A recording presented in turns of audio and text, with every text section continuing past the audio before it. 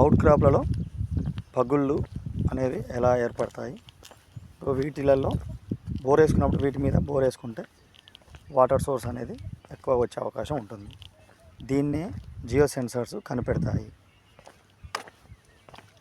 ఇవి ఎంత లోతులో ఉన్నాయి, భూమి లోపల, మరి దీని కింద ఫ్రాక్చర్స్ కానీ జాయింట్స్ కానీ ఉన్నాయా లేవా, అవి నీళ్ళని కలిగి ఉన్నాయా లేకుంటే ఒట్టి గ్యాప్లు ఉన్నాయా అనే అంశాలని ఈ జియో సెన్సార్స్ని ఉపయోగించి భూమి లోపలికి ఎలక్ట్రోడ్స్ని పాతి